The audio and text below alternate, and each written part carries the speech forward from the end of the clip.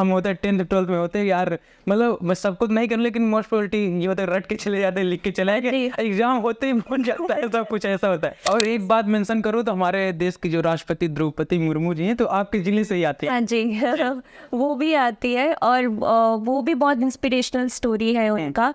पहला अटेम्प्ट में इतना सीरियस भी नहीं थी, और कोइंसिडेंटली ऐसा भी हुआ कि 12 दिन पहले ही मुझे कोविड भी हो गया था। तो आपकी शुरुआती दौर की बात करें कि उड़ीसा के गांव से एक, मतलब आप बता रहे उस तरफ ट्राइब एरिया भी है, उस गांव से उठकर और कैम्ब्रिज यूनिवर्सिटी तक की अगर यात्रा के बारे में बात करें तो कहां से शुरू हुई पढ़ाई आपकी, कहां से हुई, फिर कैम्ब्रिज यूनिवर्सिटी तक आप कैसे पहुंचे? नमस्ते स्टूडेंट लाइव देख रहे हैं, और आज हमारे साथ प्रणीता दास मैम है, जिनका यूपीएससी में 42 रैंक के साथ आईएएस के पद पर चयन हुआ है। और मैम के स्टडी रूम में है अभी हम लोग, इधर देख सकते हैं चारों तरफ स्टडी के लिए मटेरियल लगाए गए हैं। आईआर का ये इंटरनेशनल रिलेशन की चीज़ें हैं, बहुत बारीक चीज़ों में लिखा गया है। और इधर देखेंगे तो इधर भी बुक्स हैं, इधर उधर बिखरी हुई हैं। मैम बोल रही थी कि यहाँ शूट नहीं करते हैं क्योंकि बुक्स इधर उधर हैं, लेकिन हमें लगा कि हकीकत दिखानी चाहिए। अगर 42 रैंक हासिल कर रही हैं मैम, तो इन्हीं से हासिल किया मैम ने। तो हमारे साथ मैम है, और मैम के बारे में ख़ास बात है, मैम कैम्ब्रिज यूनिवर्सिटी से अभी एमफिल कर रही हैं, अभी चल रही है आपकी पढ़ाई। हाँ जी। और ये भी बता रही थी कि पढ़ाई के दौरान प्लान बी भी बना लिया था, और इस बार था कि अगर नहीं होता है तो प्लान बी पे भी काम किया जाएगा, ऐसा कुछ? हाँ जी। मैंने एक्चुअली जब मैं सेकंड अटेम्प्ट में प्रीलिम्स नहीं क्लियर कर पाई, तो वो एक सेल्फ डाउट बहुत क्रीप हो जाता है ना, तो वो सेल्फ डाउट के चलते मैंने सोच लिया था कि मैं बाहर अप्लाई कर देती हूँ। पर जब मेरा सिलेक्शन हो गया कैम्ब्रिज में, तो वो एक मोटिवेशन भी था कि अब I have nothing to lose, तो मे बी पूरा फुल सिंसियरिटी और हार्डवर्क के साथ और एक अटेम्प्ट दे देती हूँ, लेकिन ये मेरा लास्ट अटेम्प्ट होगा, इसके बाद मैं नहीं दूंगी। अगर नहीं होगा तो मैं एकेडेमिया परस्यू करूँगी, मैं पीएचडी करके इकोनॉमिक्स में कोई पॉलिसी मेकिंग ऑर्गेनाइजेशन ज्वाइन करना चाहती थी। अटेम्प्ट के बारे में आपने बात की, ये 3rd अटेम्प्ट था, तो इसके पहले 2 अटेम्प्ट और आपने दिए, तो उसका क्या थीम था, कब आपने शुरू किया, फिर इसमें रिस्पांस क्या आया? 2020 में मैंने शुरू किया था, लेकिन 2020 का अटेम्प्ट में बिल्कुल मास्टर्स के बाद आके दे दी थी, तो बहुत अंडर कोविड का दौर था। हाँ जी। तो उस समय भी आपको लगा कि हाँ मुझे ऐसे यूपीएससी वगैरह चाहिए? उस समय तो लग रहा था बस दुनिया समाप्त हो चुकी है, ऐसा था? उस दौरान आपने ये सोचा कि करना चाहिए? हाँ, और पहला अटेम्प्ट में इतना सीरियस भी नहीं थी, और कोइंसिडेंटली ऐसा भी हुआ कि 12 दिन पहले ही मुझे कोविड भी हो गया था, 12 एग्जाम के। हाँ। तो उस टाइम पे प्रिपरेशन बिल्कुल ऑल ओवर द प्लेस था, कुछ पढ़ा नहीं था अच्छे से, पर दे दिया था टू टेस्ट द वाटर्स। पर जो नेक्स्ट अटेम्प्ट मैंने 2021 में दिया था, वो बहुत मेहनत, बहुत एफर्ट्स के साथ दिया था, लेकिन कुछ अननेसेसरी चीज़ें मैंने पढ़ ली थी, और अटेम्प्ट के टाइम पे जब मैं आंसर कर रही थी तो ऑल ओवर द प्लेस मेरा नॉलेज था। कुछ आंसर्स करना है, मैं कुछ और सोचती थी, तो उससे फिर 1 पॉइंट समथिंग मार्क्स में मेरा छूट गया था। तो 2022 ही मेरा सबसे best prepared mentally as well as technically सबसे कहीं ना कहीं उसी समय आपने ऐसा सोच लेते थे कि प्लान बी भी बनाना पड़ेगा अगर। हाँ। ऐसा इसमें क्या होता है कि कहीं ना कहीं लक की बात होती है, बच्चे तो सभी पढ़ाई करते हैं, बहुत मेहनत करते हैं, लेकिन कहीं ना कहीं रिजर्वेशन जैसी चीज़, और इतने ब्रिलियंट लोग होते हैं, लेकिन एक सीमित सीट होती है कि हमको इतने बच्चों को ही सिलेक्ट करना है, तो इस वजह से प्लान भी बनाना पड़ा। प्लान भी इसके लिए भी नहीं था, प्लान भी ऐसा था कि मैंने कभी भी ये नहीं सोचा कि यूपीएससी ही एक अल्टीमेट चीज़ है जो मुझे करना है। मैं बहुत लोगों को ग्रास रूट में हेल्प करना चाहती थी। पॉलिसीज़ जो बनाते हैं सरकार, उनको ग्रास रूट में कितना अच्छे से वो इम्प्लीमेंट हो पा रहा है, वो मैं करना चाहती थी। तो वो मैंने देखा कि यूपीएससी सबसे अच्छा प्लेटफॉर्म मुझे देगा। लेकिन अगर भी नहीं होता है, मैंने इसी के लिए प्लान भी सोचा था कि कुछ ना कुछ और कर लूँगी, लेकिन एसेंस वही रहेगा कि सोसाइटी के लिए कुछ करूँगी। आप ये डिफ़िकल्टी ऑफ एग्ज़ाम्स देख के मत सोचिए कि प्लान बी बनाना है, नहीं बनाना है। आप प्लान बी भी वैसे ही कुछ सोचिए जिसके बारे में आप पैशनेट हो, जिसको आपको करने से कभी ऐसा नहीं लगेगा कि मैं कुछ अच्छा नहीं कर रहा हूँ। तो उस हिसाब से आई थिंक प्लान बी करना चाहिए। मुझे रिसर्च में इंटरेस्ट था, तो मैंने पीएचडी परस्यू करने का सोचा। ये एक मंजिल है तो रास्ते भी होंगे,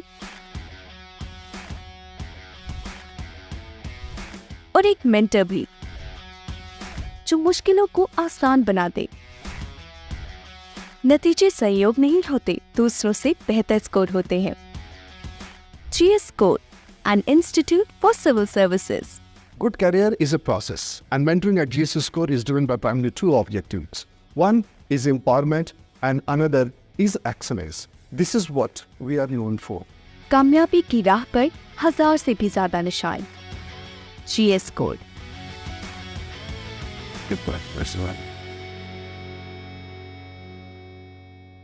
अटेम्प्ट की बात आई तो हमने तीनों अटेम्प्ट की बात कर ली. अब जैसे आपकी शुरुआती दौर की बात करें कि उड़ीसा के गांव से एक मतलब आप बता रहे हो उस तरफ ट्राइब एरिया भी है, उस गांव से उठकर और कैम्ब्रिज यूनिवर्सिटी तक की अगर यात्रा के बारे में बात करें तो कहाँ से शुरू हुई पढ़ाई आपकी, कहाँ से हुई, फिर कैम्ब्रिज यूनिवर्सिटी तक आप कैसे पहुँचे?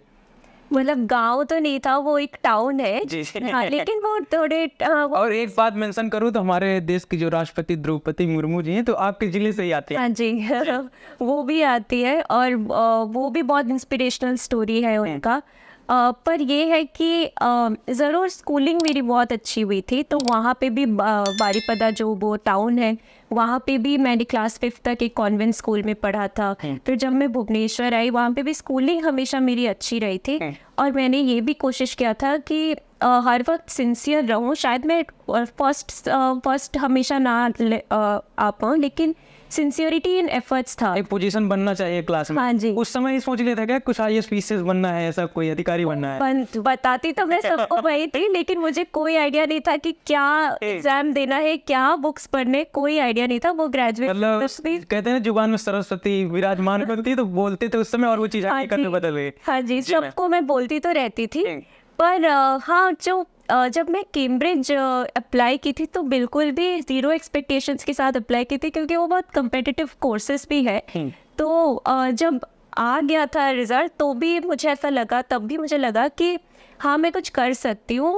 वो क्या होता है कि जब आप कंसिस्टेंटली फेल करते हैं तो इतना ज़्यादा आप खुद को डाउट करते हैं कि मैं कुछ ज़िंदगी में कर पाऊँगी या नहीं, इस स्टेज से मैं निकल पाऊँगी या नहीं. तो वो मुझे एक बहुत ही कॉन्फिडेंस दिया कि मैं कुछ कर सकती हूँ. और वो भी कहीं ना कहीं UPSC से कम थोड़े ना. आप कैम्ब्रिज यूनिवर्सिटी में जा रहे हो, उसके लिए कई हजार लाख बच्चे फॉर्म भरते हैं, लेकिन उसमें कुछ ही लोगों का चयन होता है. तो वो भी कहीं ना कहीं UPSC से कम तो है नहीं. हाँ जी, मतलब जब एक बात आपको बताना चाहूँगी, जिस क्लास में मैं थी वहाँ पे मैं अकेली ही भारतीय थी. तो बाकी सब दूसरे नेशनैलिटीज़ के थे. तो ये भी मुझे लोग हमेशा बोलते हैं कि वहाँ पे मैं अकेली भारतीय थी. तो जो भी इंडिया का कॉन्सेप्ट्स अगर कुछ क्लासेस में पढ़ाया जा रहा है तो वो मुझे अपना ओपिनियंस बोलने के लिए बोलते थे.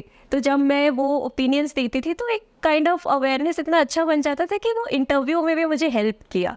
तो ओवरऑल अगर आप हमेशा थोड़ा अवेयर रहेंगे, थोड़ा हमेशा कनेक्टेड रहेंगे to knowledge, to books, to reading, तो वो काफ़ी हेल्प करता है. अच्छा, एक सवाल था, जैसे कि यहाँ तो आप बचपन से पढ़े लिखे, एग्ज़ाम दिए, सब कुछ होता है, लेकिन अगर इस यहाँ की तुलना कैम्ब्रिज में वहाँ से तुलना करें एग्ज़ाम वगैरह की, तो वहाँ क्या पैटर्न ऐसा होता है कि मतलब खूब रात एक दिन पहले या उसके पहले खूब ढेर सारा पढ़ना पड़ता है, फिर सजावट की तरीके से लिखना पड़ता है, सब कुछ होता है? वहाँ पे वो इतना नहीं होता. वहाँ पे जैसे मैं बोलती हूँ कि वहाँ पे प्रेजेंटेशंस, प्रोजेक्ट्स वो भी बहुत होते हैं. असाइनमेंट वगैरह ऐसा? हाँ, असाइनमेंट हम एवरी वीक एक प्रॉब्लम सेट सॉल्व करके देते हैं जो ग्रुप में हम वर्क करते हैं. पर इस बार ऐसा हुआ था कि 17 अप्रैल मेरा इंटरव्यू था UPSC और फाइनल एग्जाम्स कैम्ब्रिज के 2 मई से शुरू हो रहे थे. तो मैं बिल्कुल भाग के गई, वहाँ एग्ज़ाम्स दी. और क्योंकि मैंने पढ़ा नहीं था, मैं UPSC पे ही थोड़ा फोकस कर रही थी, तो तब मैंने ज़रूर वो वाला पढ़ाई किया है जो आप बोल रहे हैं कि रात भर बैठ के फिर पढ़ना चालू कर रहे हैं कि कोई कॉन्सेप्ट तो बिल्कुल एक दिन पहले ही देख रहे हैं. ओके मैम, जैसे कि आपका तो क्लियर हो चुका है, लेकिन एक बात करें, आप हैं जैसे, तो अगर आप एग्ज़ाम मतलब UPSC के एग्ज़ाम देना है, आपको 9 महीने बाद प्रीलिम्स होने वाला है, तो उसके 9 महीने पहले अगर आपको शुरुआत करना है तो क्या प्रीलिम्स की तैयारी करनी चाहिए या मेंस की तैयारी शुरू करनी चाहिए? लेकिन जब प्रीलिम्स की एग्ज़ाम आता है तो उसके 2-3 महीने पहले हमको प्रीलिम्स की शुरू कर देनी चाहिए, ऐसा कुछ क्या करना चाहिए? हाँ, जैसे सभी टॉपर्स तो वही सजेस्ट करते हैं, वो मैंने भी किया था कि पहले इनिशियल मंथ्स आप मेंस प्लस प्रीलिम्स कीजिए. और मेंस और प्रीलिम्स के भी कुछ सब्जेक्ट्स के लिए सेट ऑफ बुक्स तो सेम ही रहते हैं, खाली मेंस में कुछ एडिशनल टॉपिक्स आ जाते हैं, तो आप वो पढ़ लीजिए. जैसे पॉलिटी के लिए लक्ष्मीकांत हो गया, स्पेक्ट्रम, वो तो हम मेंस के लिए भी करते हैं, तो उससे आप स्टार्ट कीजिए. और जैसे आपने बताया, बिल्कुल 4 to 5 months 3 to 4 months before prelims आप बिल्कुल प्रीलिम्स पे फोकस हो जाइए। पर उसके पहले आपको ज़रूर मेंस के पर्सपेक्टिव से भी समझना है, क्योंकि उससे आपका फंडामेंटल अंडरस्टैंडिंग बढ़ता है सब्जेक्ट का, जो कि आई थिंक आप खाली प्रीलिम्स के बुक से शायद ना कर पाए। तो 8-9 महीने पहले जो पढ़ा होता है वो याद रहता है इतने दिन तक, ऐसा कुछ होता है? उसको फिर रिवाइज करना पड़ता है। जो आपने ये किया हुआ है उसी लिए किया हुआ कि एक नज़र पड़े तो हाँ वो याद रिवाइज है कि हाँ ये चीज़ यहाँ पे है। अच्छा जी। प्रीलिम्स और मेंस की बात करें तो आप क्या स्ट्रेटजी अपनाते थे ये सब कुछ? हाँ जी, ये तो थोड़ी रिवीजन के स्ट्रेटजीज थे। प्रीलिम्स और मेंस के लिए तो थोड़ा डिफरेंट ही हो जाता है, पर जैसे मेंस में मैंने एक चीज़ किया था कि सारे सब्जेक्ट्स के लिए कुछ लाइक यूएसपीज ढूंढ लिए थे कि अगर ज्योग्राफी के क्वेश्चन है तो छोटा एक सुंदर सा मैप बनाओ, रेलिवेंट मैप बनाओ, ऐसा नहीं कि इरेलीवेंट कुछ करके आओ। इकोनॉमी में कुछ डेटा अच्छा डालो, इकोनॉमिक सर्वे से, बजट से, उनको कोट करो। इंटरनल रिलेशंस में कुछ मिनिस्ट्री ऑफ एक्सटर्नल अफेयर्स ने कुछ स्टेटमेंट्स दिया है वो करो। तो ऐसे सब कुछ यूएसपीज बना लिए थे। और एथिक्स में अच्छे कोट्स डालो, अच्छे एग्जाम्पल्स डालो, थोड़े डाइवर्स एग्जाम्पल्स डालो, एक अच्छा वे फॉरवर्ड लिखो, सेकेंड ARC मेंशन करो, code of ethics, code of conduct में हमको जैसे इतना अच्छे से पता नहीं होता तो उसको भी जैसे अच्छे से अंडरस्टैंड करो। तो सारे सब्जेक्ट्स को अच्छे से अंडरस्टैंड करके उसको 2 पेज में कितने अच्छे से लिख सकते हैं, वही उसी पे ही फोकस था। तो जैसे कि मेंस एक मतलब इम्पोर्टेंट स्टेप होता है तो उसके लिए क्या मतलब पढ़ाई तो डेली चलती है, लेकिन उस दौरान डेली कुछ ऐसा समय आपका होता था समय अंतर कि उसमें आप केवल आंसर राइटिंग अहम भूमिका निभाता, तो वो भी करते थे डेली आप? मैं डेली आंसर राइटिंग नहीं कर पाई। मेरा थोड़ा प्रेपरेशन में टाइम नहीं कर पाई, मतलब आपकी इच्छा थी कि हाँ मतलब करनी चाहिए लेकिन फिर और रैंक 1 लाना था आपको 42 से। वो तो अगर आपने नहीं किया 42 रैंक आई, अगर आप करते डेली तो 1 रैंक आ जाती। डेली तो मैं नहीं कर पाती थी, लेकिन जब टेस्ट सीरीज ज्वाइन किया था उसके टेस्ट जरूर रिलीजियसली देती थी कि अगर संडे को एक GS1 का टेस्ट है तो मैं पूरा वीक तो नहीं, फिर भी हाँ जी पूरा वीक में GS1 को होलिस्टिकली कवर करती थी। ऐसा नहीं कि हर ही में कुछ टॉपिक बस ऊपर से देख लिया, सारे टॉपिक्स के अच्छे एग्जाम्पल्स पता होते थे, अच्छे कीवर्ड्स पता होते थे, और फिर मैं जाके टेस्ट लिख के आती थी। तो हर वीक में एक देती थी डेली। तो जो लिखने जाती थी आप मॉक टेस्ट वगैरह जो होते थे तो उसका जो रिस्पांस आता था तो वहाँ से कई चीज़ें साफ हो रही थी कि हाँ मतलब आगे कुछ होने वाला है, हो जाएगा। हाँ जी, मतलब नंबर अच्छे आ रहे थे, लेकिन कोई फीडबैक्स भी थोड़े अगर कंस्ट्रक्टिवली ले ले, जैसे मैं बहुत छोटे हैंडराइटिंग में लिखती थी तो वो बोल रहे थे कि जैसे कि हाँ मैं इतने छोटे हैंडराइटिंग में लिखती थी तो ज़्यादा टाइम लग जाता था मुझे ख़त्म करने में, कि 3 घंटे का पेपर है मैं 3.5 घंटे लगा रही हूँ। तो ये सब मैंने फीडबैक से ही फिर समझा कि थोड़े बड़े लिखूं और बिल्कुल रेलिवेंट चीज़ें ही लिखूं, ज़्यादा चीज़ें ना लिख के मिनिमम इन्फॉर्मेशन को कितना अच्छे से प्रेजेंट कर पाऊँ, वही मैंने सोचा। अच्छा, लास्ट स्टेप होता है इंटरव्यू, जहाँ पे मतलब 20 से 25 मिनट का जो समय होता है वहाँ मतलब गंभीरता पूर्वक लगता है यहीं से जीवन बनेगा या बिगड़ेगा, यही सब चीज़ होता है। तो वहाँ पे कुछ ऐसे क्वेश्चन पूछे गए हैं जो आपको याद है, यहाँ बताना चाहें हमारे व्यूअर्स को? हाँ जी, इंटरव्यूज़ में तो मुझे इंटरेस्टिंग क्वेश्चन ही पूछे गए थे। जैसे एक था कि एज एन इकोनॉमिस्ट आप एक ऐसे इंडेक्स निकालिए जिसमें पूरा सोशल डेवलपमेंट एक डिस्ट्रिक्ट का आप केटर कर सके, और उसको आप नाम दीजिए प्रणीता इंडेक्स। क्या नाम के हाँ जी, तो उसको कौन से हेल्थ को आप कितना वेट देंगे, एजुकेशन को कितना वेट देंगे, तो वो सब आप बताइए। तो मैंने जब बोला कि मैं एनवायरनमेंट को भी इतना दूंगी, रिसोर्सेज को, तो वो मुझे पूछने लगे कि कैम्ब्रिज में एक इकोनॉमिस्ट है, उन्होंने ऐसे सजेस्ट किया है, तो आप उसमें कुछ चेंजेस लाएंगे क्या, उनका नाम बताइए, उनके कुछ काम बताइए। तो उसमें मुझे थोड़ा सोच के जवाब देने पड़े। और उड़ीसा के बारे में भी पूछे कि आप लेबर माइग्रेशन जो हो रहा है उस इशू को कैसे टैकल करेंगे एज ए DM। बहुत सारे क्वेश्चंस उसी पे पूछे गए कि आप कुछ चाहते हैं। एक सवाल था, उन्होंने बोला कि एज ए DM कैसे कंसीडर करेंगे, तो उस दौरान लगेगा कि हाँ DM मुझे लग रहा है बन ही जाऊंगी, ऐसा कुछ क्योंकि अब बन ही चुके हैं आप।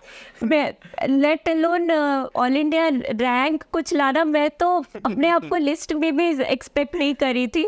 मैंने सब मुझे बोल रहे थे कि तेरा होना चाहिए तो फेथ रख, मैं तो सबको बोलती थी कोई एक्सपेक्टेशन मत रखिए। तो मैंने अपने आप को वैसे तैयार किया कि हो जाएगा तो ठीक है, नहीं होगा कि I always be prepared for the worst, ताकि मैं बिल्कुल लोएस्ट में ना चली जाऊँ अपने, तो उस हिसाब से। अच्छा, इंटरव्यू में ये सवाल नहीं पूछे जैसे आप कैम्ब्रिज यूनिवर्सिटी में काम मतलब पढ़ाई कर रहे थे, ये नहीं पूछा कि बेटा जी वही रह जाते, यहाँ क्यों आ गए, वहाँ तो फॉरेन जाने के लिए सब सोचते हैं, अच्छा खासा पैसा भी मिलेगा जॉब में, तो वही कहने क्यों नहीं रह जाते, यहाँ क्यों आए हो? हाँ जी, वो तो बहुत ही मेजर पोर्शन था। वो मुझे बोले कि आप गीता गोपीनाथ बनने की एम कीजिए, आप यहाँ क्यों आना चाहते हैं। फिर मुझे उनको कन्विंस करना पड़ा कि इकोनॉमिक्स पढ़ते रिसर्च करते मुझे ये समझ आया कि India has really good policies, और वो भी इतने अच्छे से बनाए गए हुए हैं, लेकिन उनका जब इम्प्लीमेंटेशन होता है वो ग्रास रूट में कहीं मिसिंग रह जाता है।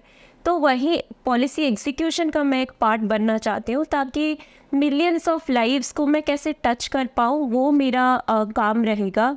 जैसे आपको बताना चाहती हूँ कि मैं बहुत ही पैशनेट हूँ कि हंगर इशू को कैसे डील करूँ। तो वो मुझे लगा कि अगर मैं बिल्कुल ग्रास रूट में काम कर रही हूँ तो उसको मैं फर्स्ट हैंड डील कर सकती हूँ कि मैं नहीं चाहती कि कोई भी बच्चा को, कोई भी लोग से सोए भी। तो इसीलिए मुझे लगा कि this is the platform for me. Okay, जैसे कि 42 रैंक के साथ आपका सिलेक्शन हुआ, आई थिंक इस पर आईएएस का पद आपको मिलेगा, आप कहीं ना कहीं के डीएम बनेंगे या जो भी आईएएस के अंतर्गत आता है। तो जो आप मतलब चाहते थे कि यही चाहते थे आईएएस बने या कुछ और चाहत थी आपकी और आईएएस मिल गया, ऐसा कुछ? आईपीएस नहीं, मैं तो आईएएस ही चाहती थी। वो इंटरव्यू में मुझे वो भी बोला गया था कि आपका फॉरेन का एक्सपोजर है तो आप फॉरेन सर्विस ज्वाइन कीजिए, पर मेरा मन से वही था कि मैं आईएएस ही करूं, क्योंकि फिर जो मैंने आपको बोला कि जो लोगों के साथ जो फर्स्ट हैंड कनेक्टिविटी होती है, जो कनेक्ट होता है, वो मुझे चाहिए था अपने सर्विस में, ताकि लोग मुझे कंसिडर कर पाए एज समवन जो कि एक्सेसिबल हो, कि लोग मेरे पास आ सके कोई अपना प्रॉब्लम लेके। तो इसीलिए मैंने सोचा था कि आईएएस ही ऑप्ट करूँगी। तो आपको आईएएस मिल चुका है। लास्ट में क्वेश्चन था, लबासना की तरफ से मेल वगैरह आ गया है कि नहीं? हाँ, वो तो तभी जाके थोड़ा बिलीवेबल लगा कि हाँ अब एग्जाम क्लियर हो गया है। तब तक तो ऐसा ही लग रहा था कि क्या हो गया है पता नहीं, पर मेल आया तो लग रहा है कि हाँ वहाँ जाना है, वहाँ जो हमने सपने देखे लबासना जा रहा है, जो लोग बोलते हैं कि आप लबासना चाहोगे, तो वो फाइनली ट्रू हो रहा है। अच्छा, कई बार होते लोग अकेले में नहीं हंसते हैं किसी बात दी, लेकिन इसमें तो जब आया होगा लबासना समय, अगर अकेले रहे होंगे तो एकदम अंदर से खुशी तो बहुत हुई होगी ना कि मतलब हाँ 1 महीने बाद हमको जाना है। आई थिंक 1 महीने बाद जाना है आप लोगों को? हाँ जी, 1 महीने 15 दिन के बाद। तो मेरे को सरियल सा फीलिंग होता है कि जो आपने सोचा था वो फाइनली फ्रूट्स ला रहा है, वो फाइनली, क्योंकि ये यूपीएससी जर्नी इतना आपका एनर्जीज ले लेता है कि ये सब छोटे मोटे चीज़ें भी आपको इतने। अच्छा, उसमें ये भी फिक्स नहीं होता कि कुछ बन जाएंगे कि नहीं बन जाएंगे? हाँ जी, कि आप क्या आपका होगा, इसमें आएगा नहीं होगा, तो कोई वर्ड्स ऑफ अप्रिसिएशन भी अभी बोल दे कि आपने अच्छा किया, तो वो भी इतनी खुशी लाती है, क्योंकि थोड़ा सेक्लूडेड तो रहना ही पड़ता है ड्यूरिंग प्रिपरेशन। आप इतने शायद लोगों से बात ना कर पाए वो, और अप्रिसिएशन भी थोड़ा आप लोगों का एक्सेप्ट नहीं करते। वो अगर भी आपको बोले कि बेटा तुमने बहुत मेहनत किया है, तो भी आप वो एक्सेप्ट नहीं कर पाते हैं। हाँ जी, लास्ट में मेरे 2 क्वेश्चन थे, एक साथ बोलता हूँ। जैसे कि लाखों बच्चे एग्ज़ाम देते हैं, फिर मतलब उसमें कट ऑफ होते जाते हैं, फिर कुछ 1000 बच्चे दे पाते हैं एग्ज़ाम। 1000 गए, आज जैसे आज रिजल्ट आया तो प्रीलिम्स का, उसमें 14,000 बच्चों को हुआ, तो वहाँ से कहीं ना कहीं आस जागती है कि हम आगे भी जाएंगे, लेकिन उससे कटते जाते हैं। तो एक तो उनके लिए जो सेलेक्ट नहीं हो पाते, उनके लिए क्या आप संदेश देना चाहेंगी? दूसरा, हमारे व्यूअर्स जो शुरुआत करना चाहते हैं उन लोगों के लिए क्या कहेंगे आप? पहले तो जो लोग नहीं क्लियर कर पाए, मैं भी उसी स्टेज में थी, 2 बार नहीं क्लियर कर पाई थी, पर उससे फिर मैंने सोचा कि अब गिव अप नहीं करके नेक्स्ट अटैम्प्ट जो दूँ वो बहुत ही बेटर अटैम्प्ट दूँ, सारे मिस्टेक्स जो मैंने किया था उनको अच्छे से करूँ। लेकिन जो लोग का ये शायद आखिरी अटैम्प्ट होगा और उन्होंने नहीं क्लियर किया होगा, मैं वही बोलूँगी कि ये एग्ज़ाम आपका पूरा लाइफ नहीं है। ये कोई भी इंसान के लिए ऐसा नहीं होना चाहिए कि यही हो गया तो लाइफ के सारे गोल्स फुलफिल्ड है। आप कुछ और ढूंढिए जिससे आपका motivation to serve the society फिर भी फुलफिल हो। और बाकी जो लोग स्टार्ट कर रहे हैं मैं उनको वही बोलूँगी कि आप थोड़ा दिमाग में लेके चलिए कि ये प्रोसेस डॉन्टिंग है। आप हर चीज़ मैनेज नहीं कर सकते, आप टाइम मैनेज, स्ट्रेस मैनेजमेंट, इतना सब कुछ एक साथ नहीं कर सकते। स्ट्रेस मैनेजमेंट का मैं वही बोलूँगी कि आप ऐसे एक्सेप्ट कर लीजिए कि स्ट्रेस में रहना इज़ नॉर्मल, उसी से आपका स्ट्रेस मैनेजमेंट हो जाएगा कि सबको वही स्ट्रेस हो रहा है। तो आप बस पढ़ाई कीजिए, रिजल्ट्स का इतना मत सोचिए कि क्या होगा क्या नहीं होगा। पढ़ाई कीजिए, जितना हो सके उतना अपना बेस्ट दे के आइए और डेफिनेटली आपका क्लियर होगा।